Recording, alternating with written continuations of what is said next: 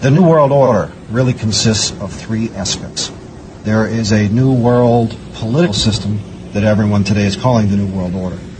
As well as that, there is an economic plan for the New World Order, and that is called the New World Economic Order. In addition to those two items, there is a third plan for religion. You see, the planners of the world know that men need a religion of some kind, even if it's a false one. So they have a plan to give us a new age, world, global, occultic religion. So really, there's three aspects to this New World Order. A New World Economic Order, in which a computer chip will be injected into our hands or foreheads as a means to track, control, and identify us, and will also be used to make our purchases and scan, explore. Well, they've already put the program in Los Angeles. In fact, Right. a trilateralist named Mayor Bradley, Uncle Tom Bradley, was responsible for putting this in dogs. Right. And your children will be considered like animals, and operating through the Council on Foreign Right. Relations, through the Trilateral Right. Commission, through the Club of Rome, through Global 2000, which wants to reduce the population of the planet by, 25%. 25, that's 1,250,000,000 people have to be exterminated by the year 2000. Well, they can do that. So They essentially, have the this technology. This Illuminati then is the group of men who control not only all the money on the planet through all the world banks and the Federal Reserve and so on, but they control essentially all the governments. And so these men are planning to bring about a global form of government that's unique in all history. It's a total enslaving system of world communism and fascism, controlled by a hierarchy in Europe that Anthony calls what? The oligarchy. Well, I call it the evil-archy. The evil-archy. The oligarchy of evil. So these men are satanically inspired, and of course we get that term from the Bible, which means the devil. They're satanically inspired to bring about a global form of government to every nation on earth. All right, Shalom. I want to start by giving all praise, honor, and glory to Yahweh, Bahasham, Yahweh Shai, Bahasham, Rakah Kodash. I want to give double honor to the apostles, bishops, and elders of Great Millstone, and peace and mercy to the 144,000, the rest of the elect.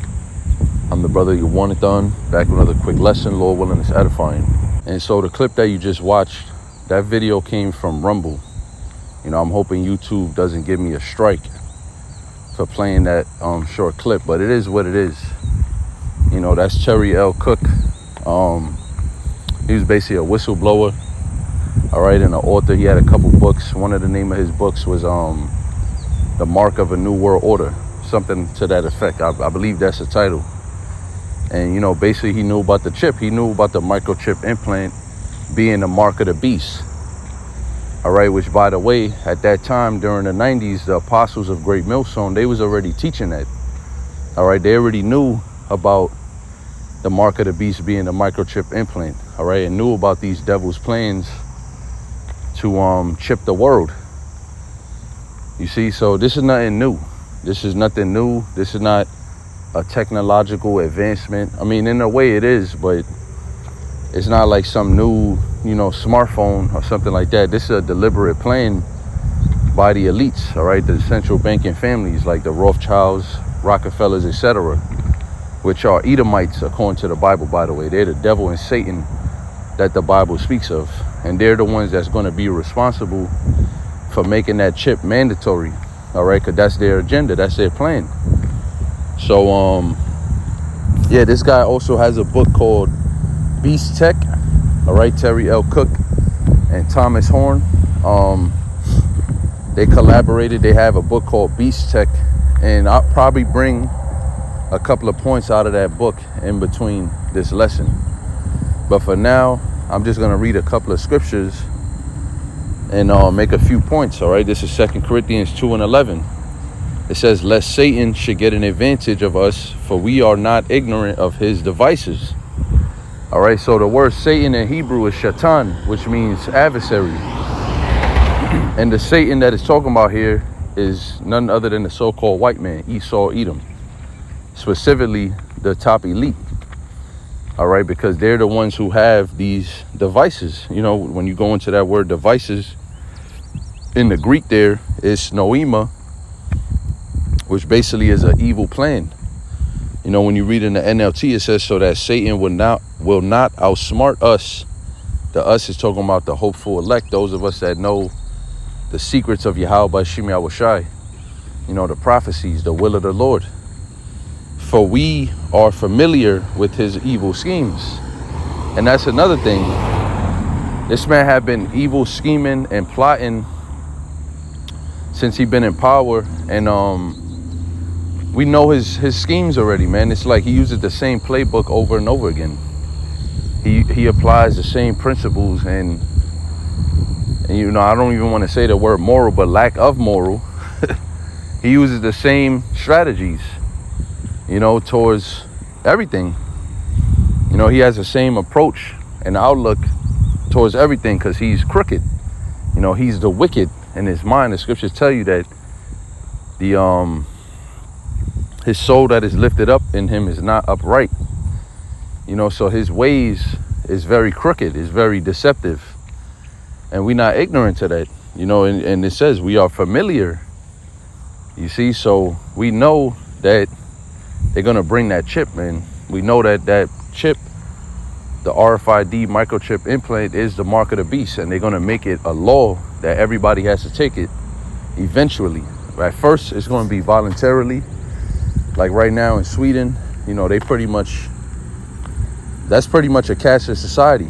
You know, when you look it up, I think they said only about 13% of transactions in Sweden, they use in physical paper money. So that's 87% of all their business transactions is being done digitally. So these were all the gradual steps, you know, the conditioning, if you will, towards basically introducing the chip and then making it mandatory, because that's what they're about to do. And yeah, there is going to be some type of cyber attack pandemic, cyber attack on the banking system, you know, to basically bring the Great Reset. All right, like they had the documentary, it was called Grid Down, Power Up, and basically they were just exposing that it's very easy. America's power grid is very easy. It's vulnerable. You know, it's very easy to just shut it down, whether that be by an EMP, an actual EMP. It could be a cyber attack, or it could be something like what just happened with the CrowdStrike software. You know, how that global IT outage, you know, or it could be all of them. At the end of the day, it's going to be a series of events, all right, that's going to lead to this this chip being made mandatory. All right, and the prophecy, I got it right here. This is Revelation chapter 13 and verse 16. And really, when you read it up from verse 1, you know, you see the power structure of Esau, Edom, the so-called white man, in the form of a beast. All right, the dragon with 7 heads and 10 horns, which is NATO and the EU. But America is also a part of that, and that's how they control the world. All right, so they're going to make the chip mandatory in Britain. It may not be NATO. It's not going to be the EU that says, you know, you got to take this chip. The world leaders, the leaders of India, the leaders of China, etc., Russia, etc., they're going to make it mandatory under the order of the elites. All right, so you got to understand these things, because it's the mark of the beast, right? But once again, it's going to be made mandatory in all the world, and it's not going to be an actual man sitting there saying, all you people got to take the chip. All right, these things are going to be passed through different laws and regulations. The world leaders, that is, they're giving up their power to this World Health Organization, you know, in the name of preventing another pandemic lockdown, so to speak. All right, so they've basically given up their power to these unelected officials in the WHO and the CDC, etc. You know, they coming together for some type of plan to combat global warming, you know, all this bullshit that they use to basically scare you, all this propaganda that they use to make you feel like these are the only people to solve this problem. You need these people to fix the world before we all die. You know, that's how they scaring you. And see, that's one of his evil schemes right there, using fear to motivate. You know, it's a lot of things, man. Pressure from above, pressure from beneath. They could also call it self-fulfilled prophecy. The revelation of the method. You know, it's a lot of different names of these little schemes that they use. You know, these little techniques, psyops, etc. But when they when they implement this RFID chip, it's just going to be made mandatory, all right, by the penalty of death. That's why I say you got to really read Revelation 13 from 1. But for the sake of time, I mean, the apostles have went into it many times, so I'm just getting straight to the point on verse 16, all right, which is by the time where they're going to make it mandatory. It says, and he causeth all, both small and great, rich and poor, free and bond, to receive a mark in their right hand or in their foreheads. One of the biggest clues when you click on that word mark, if you have a concordance, the blue letter or olive tree or whatever app you use, you go to that word in the Greek for mark, right? It's charagma. It's a physical thing. It's an imprinted mark. It also gives an example as if the mark branded upon horses. So this is something physical, and it's basically a mark of ownership. You know, it's not a spiritual thing. It's not you subscribing to the so-called white man's ways and his religion. It's not that. That would be more like worshiping the beast. All right, because it's a part. It's a thing that's in parts. You know, it says those that worship the beast in his image and took the mark. So obviously, if you worship the beast in his image, you don't see nothing wrong with a microchip implant. You know, you think that his ways are righteous and pure, and you can't see that there's an evil scheme behind it. There's an evil agenda and a very ominous, you know, how they call it, the dystopian nightmare. You know, that was from George Orwell. That quote, dystopian society or dystopian nightmare. So, which basically is the opposite of a utopia. Dystopia is basically the new world order. Is basically a world of just suffering. You know how they already said you will own nothing and be happy. You know, so once again, you got people that basically worship the beast in his image, which goes into dealing with, you know, his ideologies and what he pushes out. You know, his medical things, his religious things, his banking system. Everybody believes that this is the proper and right way to do things. All right, so they're going to subscribe to taking this chip. It says for all people, both small and great, rich and poor, everybody. All right, multitudes of people. This is talking about basically different social classes of citizens in the world. All right, so he's going to cause them to do it, meaning he's going to make it a law.